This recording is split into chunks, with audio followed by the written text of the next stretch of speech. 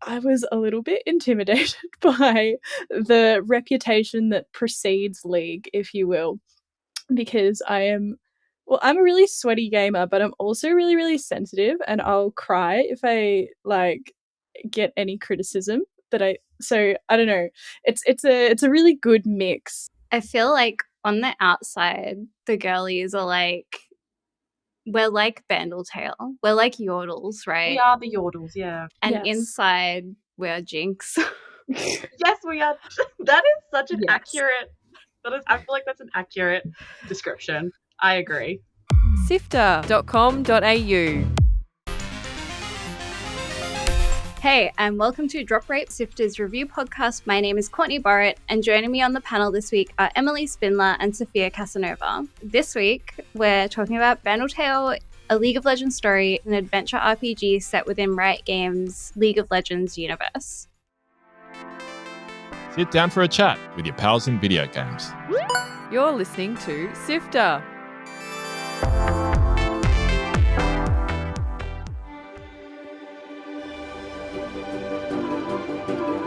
Emily, what is Bandle Tale? I'm so glad you asked, Courtney. So Bandle Tale is a crafting RPG. It's set within the world of Bandle City.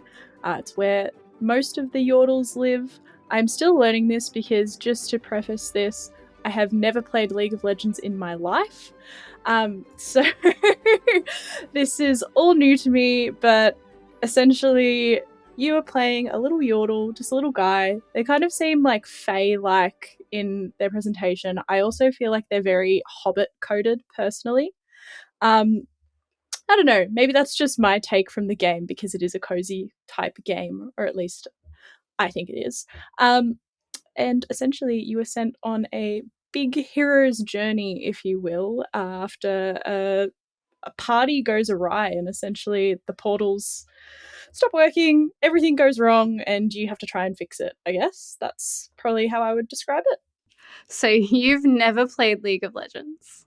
No. So I remember being, I want to say like 14, and I downloaded it onto my Mac at the time, which absolutely did not work. And then I think I just like left it there as a bit and continued being like, yeah, I'll play it. And then I just never did. And then when I actually got a gaming PC, I was a little bit intimidated by the reputation that precedes League, if you will, because I'm a really sweaty gamer, but I'm also really, really sensitive, and I'll cry if I get any criticism so I don't know. It's a really good mix. So I decided that maybe it was better for everyone and myself if I didn't play it. So yeah, I'm coming into this totally fresh. I mean, I've watched Arcane, and that is about where my understanding of anything vaguely League of Legends universe kind of ends, beyond Bandle Tale, of course, now. So yeah. I actually love, Emily, that you've come into the game kind of like with only your knowledge of Arcane, because I feel like you're going into it like, yeah, so fresh, and you're able to experience the game in such a different way. Like, as a fan of League of Legends, like I went into it and it was like almost, it felt a bit, not, I don't want to say it was nostalgic, because the game in itself is like nothing compared to what League of Legends is, but seeing those characters that I'm so familiar with was really lovely. So that's really cool. But yes, I have played League of Legends for many years. I actually took a very long break for a while. And then Earth came out and I was like, okay, well, I must reinstall. And I did. And I was like, oh, do I regret this decision? Yes. But am I having a good time? Yes. I will say I'm also a bit sweaty, but I'm also quite sensitive, and I do get like sad if someone starts flaming me in chat. So I'm like, I will have to mute you. Thank you. Otherwise, I will be much sadder than I am right now. I feel like on the outside, the girlies are like, we're like Bandle Tale. We're like Yordles, right? We are the Yordles, yeah. And Yes. inside, we're Jinx. Yes, we are. That is such an accurate. I feel like that's an accurate description. I agree. We'll go back to Bandle Tale because I could talk about League all day. But Sofia, what stood out to you most in Bandle Tale? I love this question because I feel like there was quite a few things that stood out to me, but the most prominent thing that stood out to me was how beautifully they weaved the narrative of this little Yordle who's just finished this little knitting apprenticeship, and they go out into the real world, and then all of a sudden they're given this big quest, and they're like, I need to save my friends. And it's such a beautiful story. And they've weaved that beautifully with the gameplay. And, you know, you're crafting and doing all of these amazing things, but it doesn't feel like this endless grind like a standard League of Legends game can feel. It very much is like everything has a purpose, and everything you do ladders up to the main story, and at the same time you're experiencing this beautiful story while just getting to like make cute little things and cook up some food and feed your fellow Yordles. So that was definitely the thing that stood out to me the most about it. Like, and that's probably just in a way describing the game, but I loved how they did that. I would say that I definitely agree with Sofia on like everything having a purpose and it not feeling like a grind, which was something that I thought was very interesting, because I went into it being like, oh, well, you know, it's not League of Legends, but it is coming from kind of the same universe. I do wonder if it is going to have that grindy aspect to it. And particularly being a crafting based game, often they can get quite bogged down. And I know that a lot of reviewers did actually take issue with the level of granularity in the crafting and the ridiculously huge skill trees that kind of came with that. You know, oh, I need to craft this thing, but I need that material to be able to build that crafting bench, but I need that crafting bench to be able to make that material. It's kind of all lumps on top of each other, but I actually froth that so much. Like, I really enjoy kind of getting stuck into that and having to work your way backwards. And I also really liked, and this is something that I mentioned in my review that I wrote for Kotaku Australia, I really liked that there was a lot of times where you did kind of have to sit and wait for things to finish crafting and sort of just take everything in and stop for a second. And that's something that I felt really carried over into a lot of different aspects of gameplay. Like, even there's certain locations on the map where there is the option to just stop and look at like these vistas and the different areas and like beautiful waterfalls and kind of Escher style landscapes. And that has its own reward, and that, you know, that can help you to build up skill points to then be able to get more skills. So I liked that they kind of wove in that, what would you call it? That kind of value of just like stopping and watching the world go by and like not having to rush around and going at your own pace. That it was kind of also like a technical like gameplay aspect too. No, that's good. We love it. Even though some things are so small, the, I guess, necessity of them to continue driving the story, like, especially with the crafting, like, you can't progress unless you do the crafting, right? And it makes me think back to Fae Farm, I think it was. And I don't know if you guys played that, but basically I was able to just play through the story without crafting a lot of things. Like, you didn't have to do that. You had to craft some things, but not everything. And in this, you have to craft everything. And I kind of love that. Yeah, I thought that it was really good that you kind of couldn't bypass it, because I mean, this extends to pretty much any game, like even ones in completely different genres that have a kind of crafting mechanic. There's usually like a way that you can get around it, or you can use like lesser quality materials. Whereas in this, it was like, no, you need to take your time, you need to make it right. You know, as you progress further, you need to use higher quality and more refined materials, and etc. Like, I thought that was a really cool little aspect, and I think it kind of gets you engaged in the crafting mechanic as opposed to thinking of it as kind of just something that's there. I actually really enjoyed that aspect, because I sometimes find myself wanting to fly through a story and just kind of go through one quest line and finish that entirely. But what I loved about BANDLE TALE and the way it did that was that almost in a way you have to you have to go between different threads, and because you can't complete something without having done something else. And it allows you to like have a more wholesome gameplay in total, because like you're not only exploring so many different areas of the city, but you're also just meeting all these different little Yordles, and you're able to kind of sit and really appreciate it. So yeah, I also really liked that aspect as well. One of my favorite things about the game, and I don't know if this was like intentional in the way they did it, but the fact that it, like, so there's no time limit, like throughout, like for example, something like Stardew Valley where you have like the whole day to do something. It's very much like you wake up and you can do whatever you want during the day, and everything, like all your actions, like crafting, running your food stand, interacting with environments, they all fill up your emotion orbs, and then once they fill up, it's a sign that you need to put your little Yordle to bed and have some dreaming and some sleep time. And I really loved that the game essentially was telling us to just prioritize rest, because without resting in the game, you don't get to progress. And in a way, I feel like that translates into real life, unless we are prioritizing our rest and our sleep and dreaming and having all these really intrinsic parts of our lives, then we don't get to progress. That comes across very deep for this really cute crafting RPG, but I thought that was beautiful, and it was a very simple mechanic within the game, but it comes across so wonderfully. I agree. I thought it was very sweet. I also think it's funny that maybe that is a message that some League players also maybe need to hear. I don't know if that was on purpose. I'm not looking at you, Courtney, don't worry. It might have been intentional. I don't know. But I thought it was really sweet that like the emotion orbs fill up when you like see beautiful things as well. And like, I just think it's a super wholesome addition. I don't know. I like when kind of the message of the game or the overall vibe comes into gameplay as opposed to just being in story.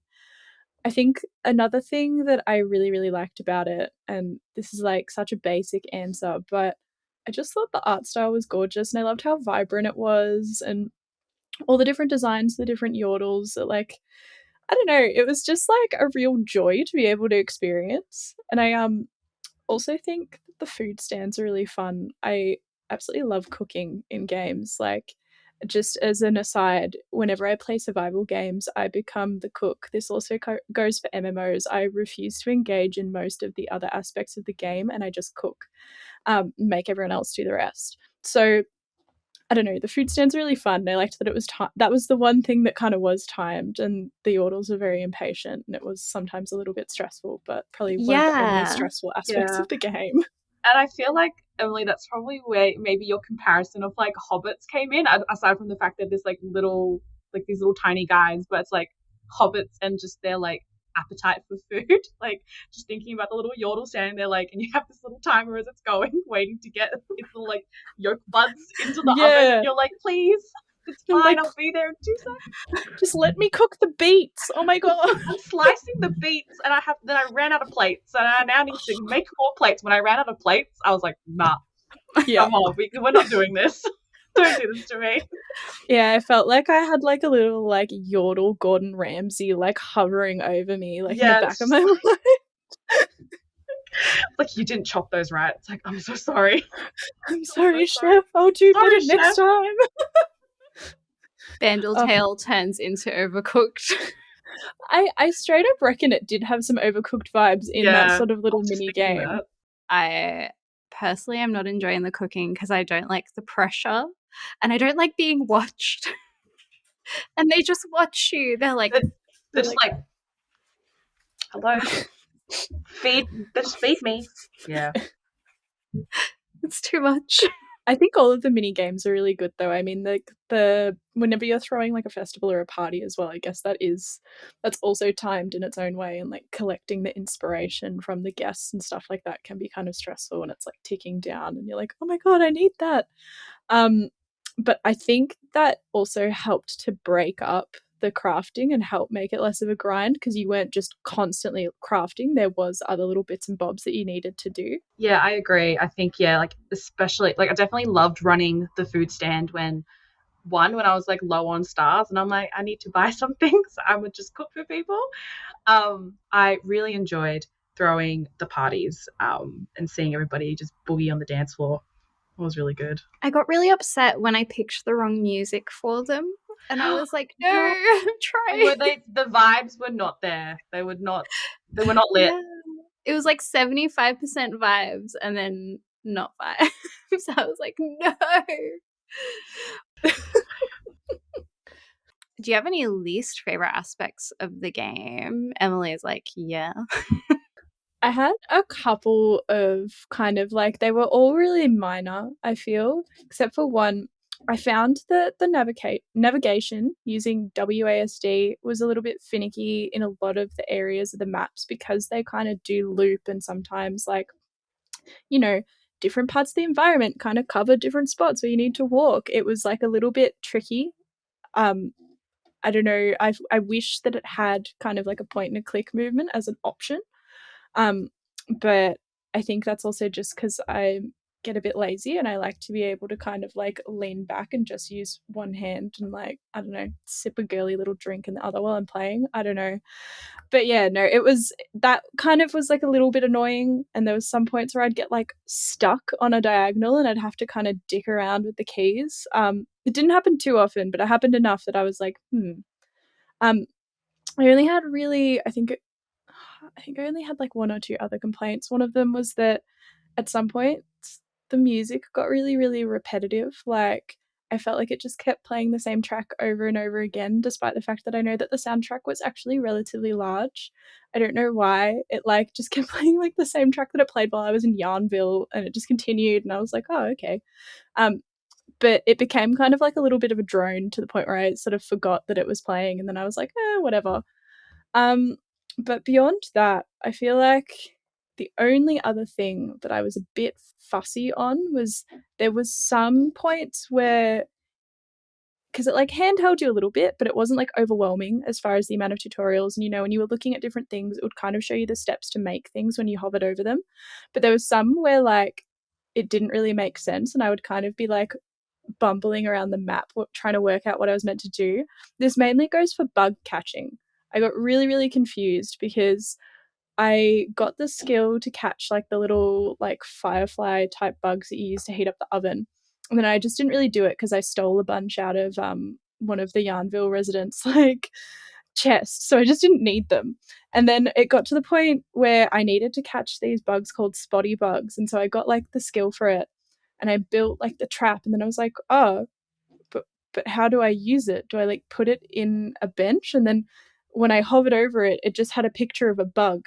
And like I was like, oh, I don't know what this means. So I was like, I literally for 20 minutes was stuck like wandering around the map, and then like going to my benches and then leaving my benches and then like going into my little like garden conservatory. I was getting so confused. And then by chance, I wandered past this like floating little light, like a super translucent like floating light in a corner, and saw like a little thing, like an option as if I could click it come up, and I was like, wait a minute, there's clusters of them, and I put it there. But it took so long. So there were some points where I maybe wouldn't have minded being handheld a little bit more, but beyond that, they were kind of like my only real complaints. I think for me, it wasn't necessarily the spotty bugs that was my problem. For me, it was the auras. I simply could not understand how to use the auras beyond the ones that you see on the ground. Like, I'm not sure if you've gotten to this part yet, but there's a part in Green Sprout Grove where you have to grow these seeds in order to be able to plant them for this quest. And the only way you can do it is if you have one, like the ingredients to do it, and this specific aura. But I could not find the aura anywhere on any of the islands, and I was like, does she exist? I don't know. Is she in the room with us right now? Like, yeah, I just simply could not figure it out. And then I only stumbled upon it by chance. I just happened to come across it when I had my mat rolled out, and I was at my crafting bench, and I was like, oh, it's there. Quickly craft it. Do it now. quickly do it. So I would have loved for a little have either been like given a little bit more information about auras beyond the ones that you just see on the ground, like the ones where it's like, how do I find the ones that, like, it's related to a specific quest, etc. I think that could have been presented a little bit differently or with a bit more information. Yeah, like the visual guidance, I guess, in the game was like not like even in the very beginning, like some parts are just not very obvious. Like trying to get the bananas and cook I'm like, where are the bananas? Who has bananas on this island? Tell me. Come out now. Reveal yourself. Please give me the bananas. Or Gordon Ramsay is going to yell at me, please. I have some cooking trauma. How do you feel that this game compares to others in the genre? Because I don't want to say there's an oversaturation of kind of cozy games, but there are a lot. There's definitely heaps. And I think like cozy games as a genre, I feel like I don't even know if I would call cozy games in and of themselves as a genre, because I feel like there's so many kind of subsections. It's more just about the general vibe of the game. I feel like that descriptor. But when I do think about how Bandle Tale compares to games like Stardew Valley, it's definitely like similar in a lot of ways. You're crafting, there's cute pixel art, it's colorful, there's wholesome little music, there's little guys. But beyond that, I did feel like it was quite different, because while Stardew Valley, did have a story, it was a bit less like kind of, I guess it didn't really have that RPG element in the same way, is what I'm trying to say. And I think that is just a difference in genre. If I was to look at other similar games, like for example, like to some extent, like Animal Crossing, I don't know, it has those kind of, you're getting resources, you're working your way up to things, and I think it's really rewarding, particularly in Bandle Tale, because there is that story progression. And like Sofia mentioned earlier, I do really like how there isn't that sort of time limit of like the ticking clock of the day like there is in Stardew Valley in Bandle Tale, because it does remove, I think, that level of urgency a little bit. Like obviously I loved the changing of seasons in Stardew Valley, don't get me wrong, but like I think it's nice to be able to have similar-ish gameplay but at a different pace, and to be able to go at your own pace and really enjoy it, and not just be like rushing out and like, oh my god, I have to water everything, oh my god, I have to craft this, I have to click on all these benches. Like I think that can kind of sometimes take out from the simple enjoyment. I would echo everything you've just said, Emily, because I feel like what you've said is pretty much what I was thinking. And I would say that Bandle Tale, where it compares is definitely the crafting elements, but where it differs is very much the narrative and the heartfelt story that you're getting throughout it. It's very much more integrated within the gameplay, as I mentioned earlier. Who would you guys recommend this game to? I feel like it kind of covers multiple demographics, because very obviously it's targeted to those people that love cozy games, but then because it has the League of Legends universe behind it, there'll be some League players that I think would really, really enjoy it, because they'll be like, I know that guy kind of vibe. And then on top of that, there's the people that really enjoy RPGs that maybe don't like cozy games or aren't really that into them, that'll really enjoy that narrative aspect, which I think is one of its strengths. I agree. I think the game is very accessible. I think that, there's a lot of different demographics that would be very interested in it, including all of the girlies who, come across as Yordles, but inside they are Jinx. So I think that it's very diverse in terms of like who I would recommend it to. So that's Bandle Tale from Lazy Bear Games. Thanks to Riot Games for giving us a code for review. You can pick it up on PC and Nintendo Switch from February 22nd.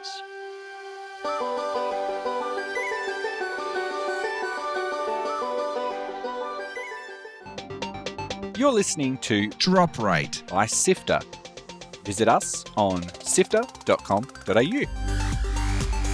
This has been Drop Rate by SIFTER, our video game review podcast. Sofia, where can listeners find you on the internet and check out some of your work? I'm on Instagram and Twitter at Sofia E. Casanova, and you can find my latest work on Games Hub. And how about you, Emily? You can find me on Twitter at SageFox, spelt with a 0 and 2 X's, because my username was taken, because of course it was.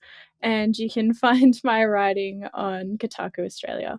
SIFTER is produced by Chris Button, Courtney Borrett, Kyle Pauletto, Fiona Bartholomaeus, Daniel Ang, and Adam Christou. Mitch is our senior producer, and Gianni Di Giovanni is our executive producer. Thanks to Brian Fairbanks from Salty Dog Sounds for composing the theme music. That's all for this week. You can check out what SIFTER is up to on our socials at SIFTER HQ on Twitter or Instagram. Wanting to have a read of something, you can head to sifter.com.au. There's articles, pieces, videos, and more. Peace.